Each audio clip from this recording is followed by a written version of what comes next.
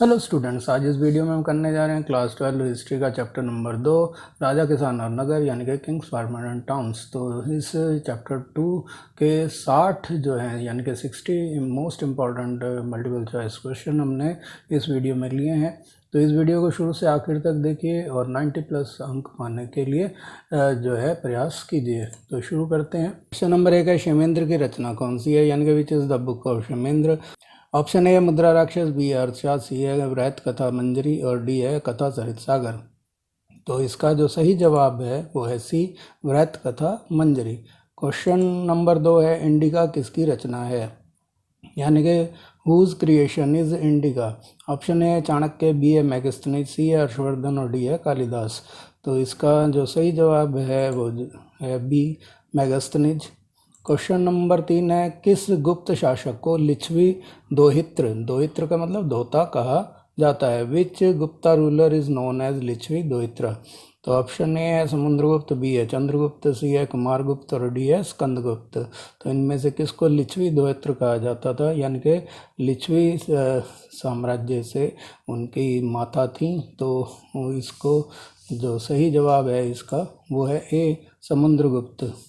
Question number 4 है, गुप्त काल में हस्ती सेना का प्रधान को क्या कहते थे, यानी कि what was the head of the हस्ती आर्मी, यानी कि elephant army called during the Gupta period. Option A महासंधि विग्रहिक, बी है महाश्वपति, सी है महापीलुपति और डी है महाबलाधिकृत।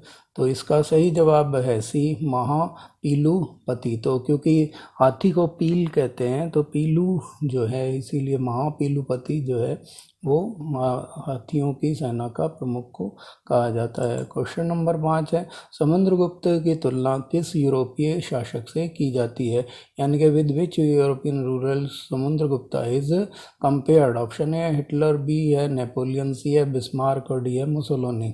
तो समुद्रगुप्त की तुलना इनमें से नेपोलियन यानी कि बी के साथ की जाती थी।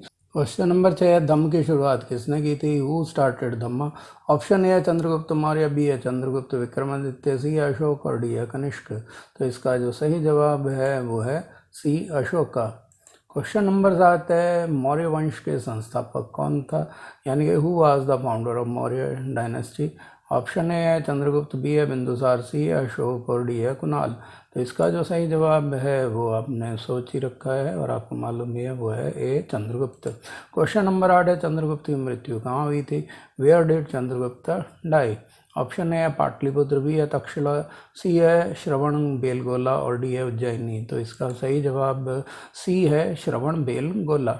क्वेश्चन नंबर 9 है, चंद्रगुप्त मौर्य किस धर्म को मानने वाला था, यानी कि which religion was supposed to follow Chandragupta Maurya. Option A है बौद्ध यानी कि बुद्धिस्ट, बी है जैन, सी है शैव धर्म यानी कि शैविज्म और डी है वैष्णव धर्म यानी कि वैष्णविज्म। तो आपको बताना है इसमें से कौन सा धर्म चंद्रगुप्त मौर्य मानता था। तो जैसा कि आप जानते हैं कि चंद्रगुप्त पहले हिंदू थे लेकिन बाद में वो जैन धर्म के अनुयायी हो गए थे। तो इसका उत्तर होगा बी। क्वेश्चन नंबर 10 है, मौर्य वंश का अंतिम राजा कौन था, यानी कि who was the last king of Maurya dynasty. Option A Ashoka, B है कुणाल, सी है संप्रति और डी है बृहद्रथ। तो इसका जो सही जवाब है वो है डी, बृहद्रथ।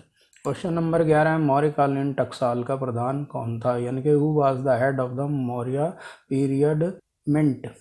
ऑप्शन ए है कोषाध्यक्ष यानी कि ट्रेजरर, बी है मुद्रा अध्यक्ष, सी है पणाध्यक्ष और डी है लावण्याध्यक्ष। तो इसमें से सही जवाब जो है वो है सी, पणाध्यक्ष, क्योंकि उस समय में जो मुद्रा चलती थी उसे पण कहा जाता था, इसीलिए उसके जो टकसाल का यानी कि जो कैशियर होता था उसको कोई टकसाल का अध्यक्ष जो होता था, ट्रेजरर जो होता था, वो पणाध्यक्ष कहलाता था। क्वेश्चन नंबर 12 है, मौर्य वंश की राजधानी कहाँ थी, यानी कि where was the capital of Maurya dynasty. Option A है विदिशा, बी है दिल्ली, सी है पाटलिपुत्र और डी है राजगीर। तो इसका जो सही जवाब है वो है सी, पाटलिपुत्र। क्वेश्चन नंबर 13 है, मौर्यकालीन कलिंग राज्य कहाँ स्थित था, यानी कि where was the state of Kalinga located during the Maurya period. Option A Bihar, B है बंगाल, सी है उड़ीसा और डी है मध्य प्रदेश। तो इसका जो सही जवाब है वो है सी, उड़ीसा। क्वेश्चन नंबर 14 है मौर्य प्रशासन में समाहर्ता कौन था, यानी कि who was the collector of the Maurya administration. Option A है केंद्रीय मंत्री यानी कि यूनियन मिनिस्टर, बी है राजकीय कर संग्रह अधिकारी यानी कि स्टेट टैक्स कलेक्शन ऑफिसर, सी है मुख्य न्यायाधीश यानी कि चीफ जस्टिस और डी है अंतःपुर के रक्षक यानी कि the keeper of the interior palace. तो इसका जो सही जवाब है वो है बी, राजकीय कर संग्रह अधिकारी। क्वेश्चन नंबर 15 है मौर्य काल में ब्राह्मण्य क्या था, यानी कि व्हाट वाज द ब्राह्मण्य of Maurya period. Option A है पशुधन यानी कि एनिमल डोनेशन, बी है धन दान यानी कि डोनेटिंग मनी, सी है भूमि दान यानी कि लैंड डोनेशन और डी है कृषि दान यानी कि एग्रीकल्चर चैरिटी। तो इसका जो सही जवाब है वो है सी, भूमिदान, यानी कि भूमिदान को बाह्य देह कहा जाता था। क्वेश्चन नंबर 16 है अशोक का व्यक्तिगत धर्म क्या था, यानी कि what was the personal religion of Ashok का। ऑप्शन ए है बौद्ध धर्म यानी कि बुद्धिज़्म, बी है जैन धर्म यानी कि जैनिज़्म, सी है शैव धर्म यानी कि शैविज़्म और डी है वैष्णव धर्म यानी कि वैष्णविज़्म। तो इसका जो सही जवाब है वो है ए, बौद्ध धर्म। अशोक ने जो है कलिंग युद्ध के बाद बौद्ध धर्म को अपना लिया था और अपना सारा जीवन उसके प्रचार प्रसार में ही गुजार दिया था। क्वेश्चन नंबर 17 अशोक ने महेंद्र और संघमित्रा जो कि उसके पुत्र और पुत्री थे को धर्म प्रचार के लिए किस देश में भेजा। To which country did Ashoka send Mahendra and Sanghamitra to preach religion. Option A है जापान, बी है मिस्र यानी कि इजिप्ट, सी है बर्मा और डी है सिंगल द्वीप यानी कि श्रीलंका। तो आपको इसका सही उत्तर बताना है, तो इसका सही जवाब है डी, सिंगल द्वीप यानी कि श्रीलंका या सिलोन। क्वेश्चन नंबर 18 है अशोक किस वंश का शासक था।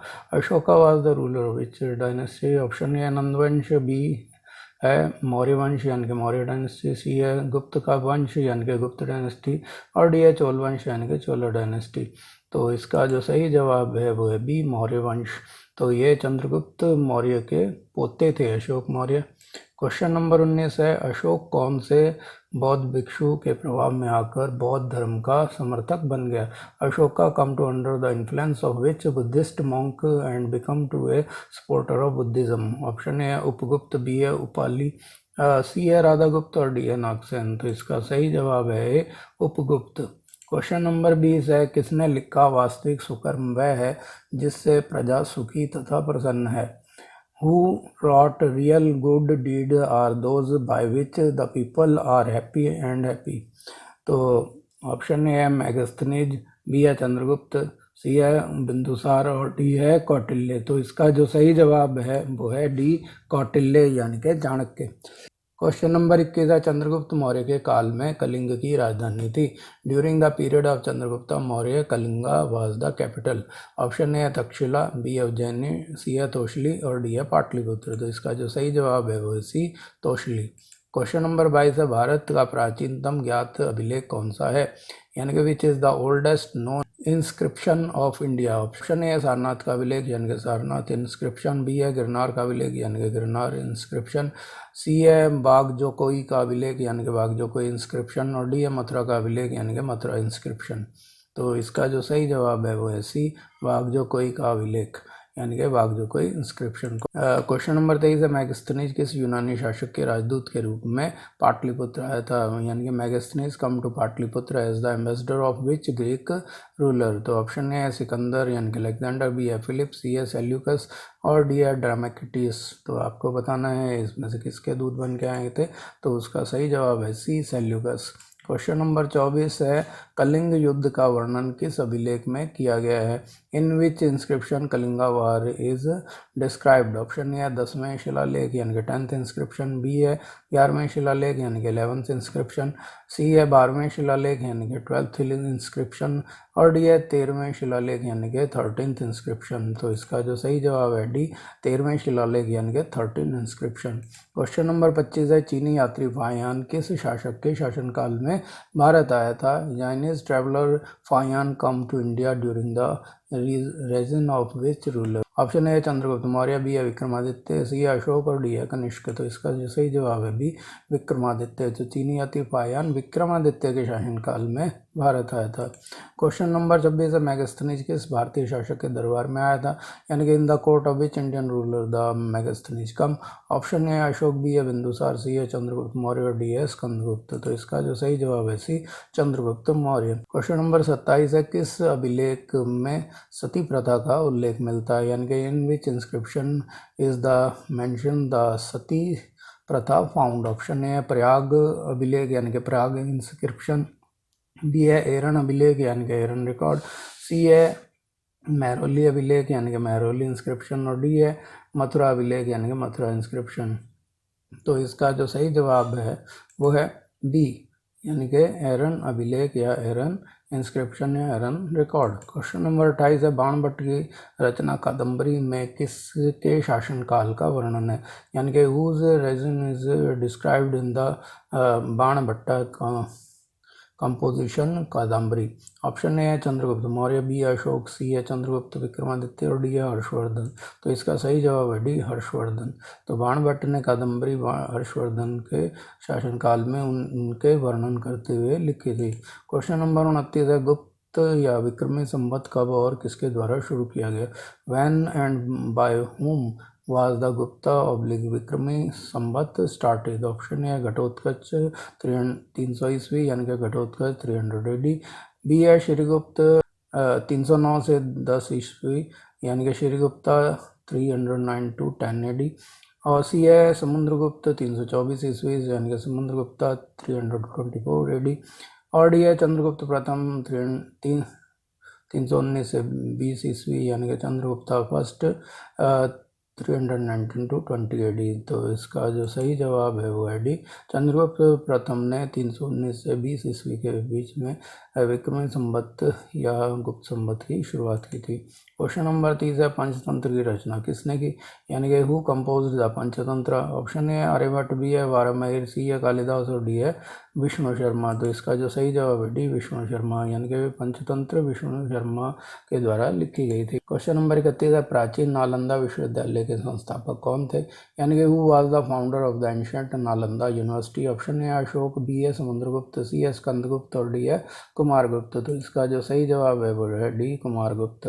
क्वेश्चन नंबर 32 है, भारतीय इतिहास का कौन सा काल स्वर्ण काल कहलाता है, यानी कि which period of Indian history is called golden age. Option A Maurya काल यानी कि मौर्य पीरियड, बी है गुप्त काल यानी कि गुप्त पीरियड, सी है मुगल काल यानी कि मुगल पीरियड और डी है अंग्रेजों का काल यानी कि ब्रिटिश पीरियड। तो इसका जो सही जवाब है बी, वो है गुप्त काल। क्वेश्चन नंबर 33 है, अर्थशास्त्र में कितने प्रकार के विवाहों का उल्लेख है, यानी कि how many types of marriages are mentioned in the Arthashastra. Option है 2 यानी कि 2, बी है 4 यानी कि 4, सी है 8 यानी कि 8 और डी है 10 यानी कि 10। तो इसका जो सही जवाब है वो है सी, 8 प्रकार के विवाहों का इसमें वर्णन किया गया।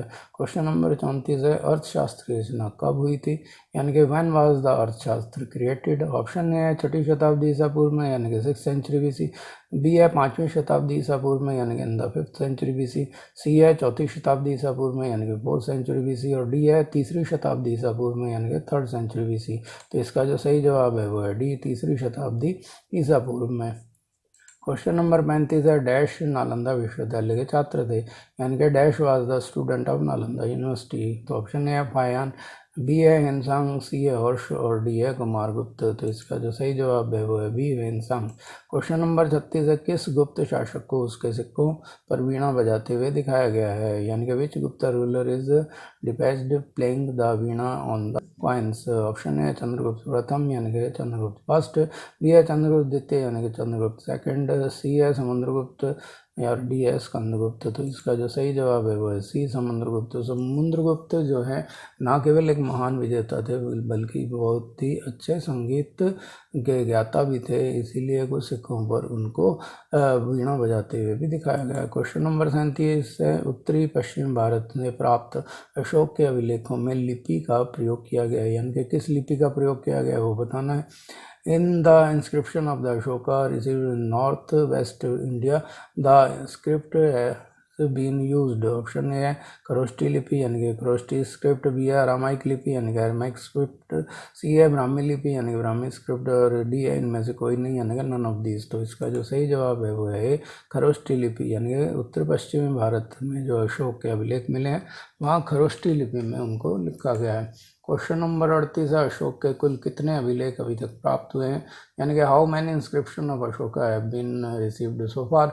ऑप्शन ए है 35 यानी कि 35, बी है 30 यानी कि 30, सी है 40 यानी कि 40, और डी है 44 यानी कि 44। तो इसका जो सही जवाब है वो डी 44 यानी कि 44। क्वेश्चन नंबर 39 है अशोक द्वारा प्रचारित बौद्ध धर्म कहाँ प्रचलित हुआ, यानी कि where did the Buddhism promoted by Ashoka being prevalent. Option A Syria, B है ब्रिटेन, सी है श्रीलंका, और डी है जापान। तो इसका जो सही जवाब है वो है सी श्रीलंका। श्रीलंका में उसने अपने बेटे महेंद्र और बेटी संघमित्रा को धर्म प्रचार के लिए भेजा था और संपूर्ण श्रीलंका जो है बौद्ध में हो गया था। क्वेश्चन नंबर 40 है जीवक ने वैद्य की या वैद्य की शिक्षा कहाँ से पाई, यानी कि फ्रॉम वेयर द जीवक gate Vaidya education. Option A है तक्षशिला, बी है राजगृह, सी है पाटलिपुत्र, और डी है वैशाली। तो इसका जो सही जवाब है वो है ए तक्षशिला। क्वेश्चन नंबर 41 है अंग राज्य आधुनिक बिहार के किस जिले में अवस्थित था, यानी कि in which district the modern Bihar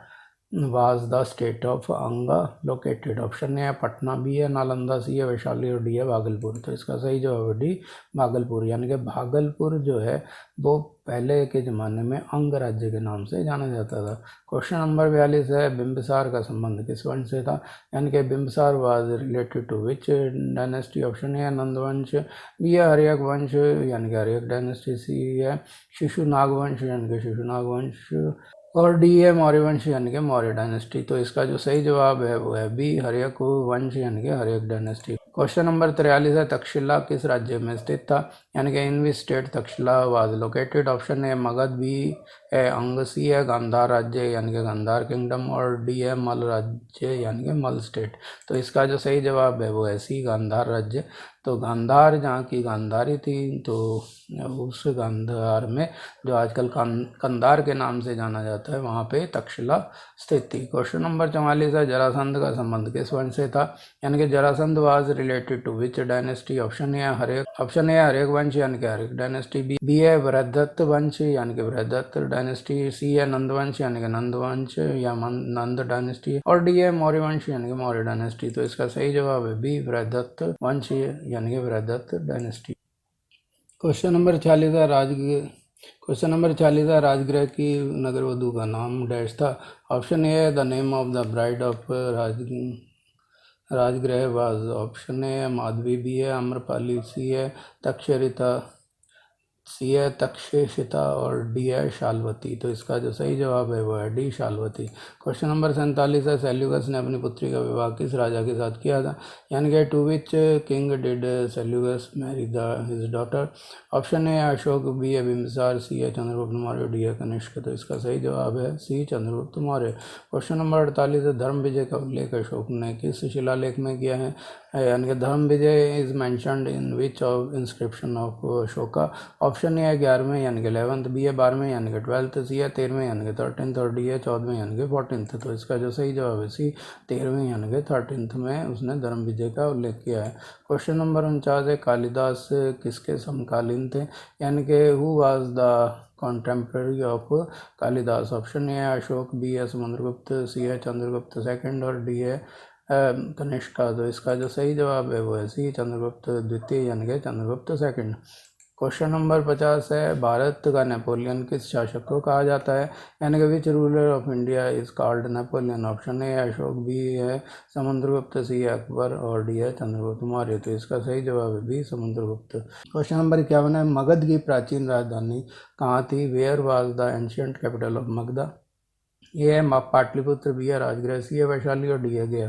तो इसका जो सही जवाब है वो है बी राजगृह। क्वेश्चन नंबर 52 है पाटलिपुत्र नगर की स्थापना उदयन ने किस नदी के संगम पर की थी, यानी कि Pataliputra city was founded by Udayan at the Confluence of which river. Option A है गंगा, और बी है सोन, सी है पुनपुन, और डी है इन सभी के संगम पर यानी कि at the Confluence of all these. तो इसका जो सही जवाब है वो है डी इन तीनों के यानी कि गंगा, सोन और पुनपुन के संगम पर। क्वेश्चन नंबर 53 है, रथ मूसल नाम का आक्रामक यंत्र का प्रयोग किस जनपद में सबसे पहले किया गया, यानी कि in which district was the first attacked instrument called Rath मूसला used. Option A है काशी, बी है वैशाली, सी है मगध और डी है कौशल। तो इसका सही जवाब है सी मगध।